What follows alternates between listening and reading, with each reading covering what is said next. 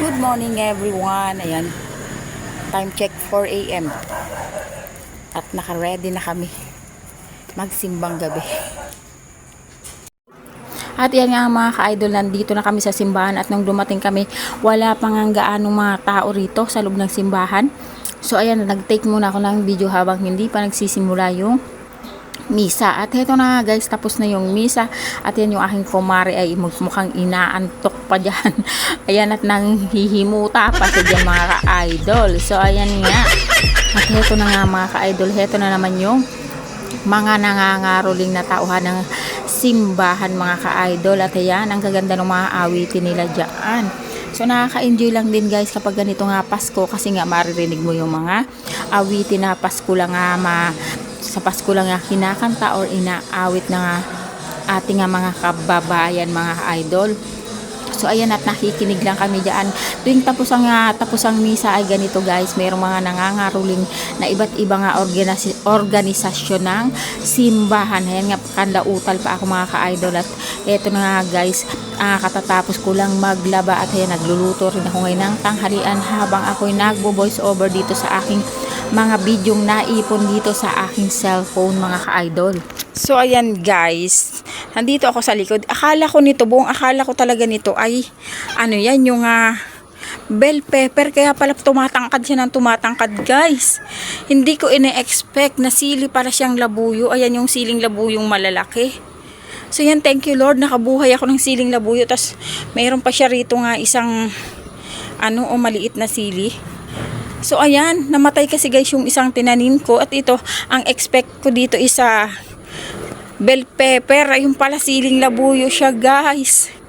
So ayan, thank you Lord, nakabuhay ako ng siling labuyo.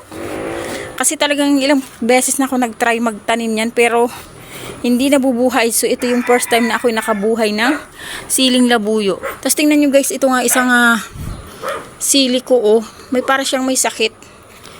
Tapos yung kanyang mga bunga ay ganito siya guys. Nangingitim, para siyang may sakit. Tingnan nyo yung kanyang mga leaves. Ano kayang magandang gawin dito guys? Kasi tingnan nyo yung mga leaves niya parang nasisira. Lagyan ko kaya uli ng pataba. Okay lang ba yun? 1 week pa lang siyang nalagyan ng pataba Lagyan ko siguro ulit ng pataba. Ito yung mga sili naman na binigay ng kumare ko. So hindi ko alam kung anong klaseng sili yan. So yung dalawa guys, parang may something dyan sa isang yan. Tingnan nyo lang, nababansot. Pero yung iba ay okay naman. So buti na lang nung transfer ko sila dyan ay hindi na sila nakain ng mga snails. Yung mga suso talaga guys yung aking kalaban sa aking mga tanim.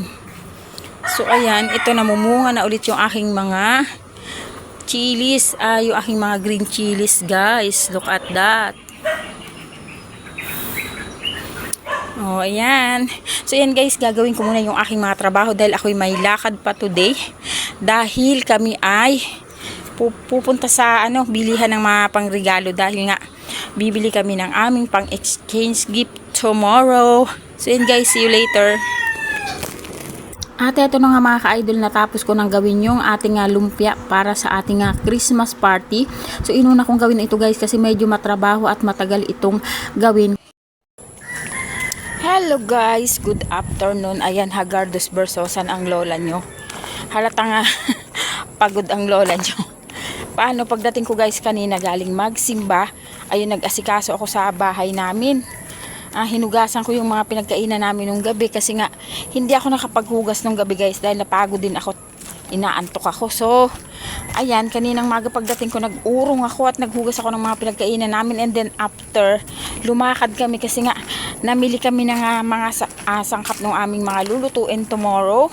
And then ayun, namili rin kami ng aming pang-exchange gift at saka pang regalo namin sa mga bata. So ayan, kaya hagard na hagard ang lola nyo kasi nga pagdating ko galing ng palengke, inasikaso ko naman guys yung pag-aasikaso nung lumpia. So ginawa ko na yung lumpia guys kasi nga para i-chill ko na lang at bukas ay ipiprito ko na lang siya.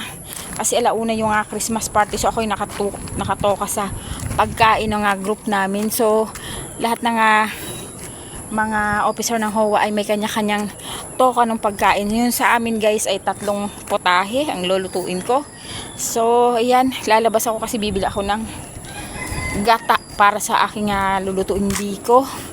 So, magluluto rin ako ng biko. Yung lumpia pa lang yung aking natatapos, guys. So, iluluto ko na, guys, yung i-ready ko na yung biko para bukas ay ang aasikasuhin ko na lang ay yung bilo-bilo. So, gagawa ako, guys, ng bilo-bilo. So, medyo matrabaho yung aking mga menu. Kaya ayan, guys, sakit na likod ko, pagoda talaga yung lola nyo ngayon.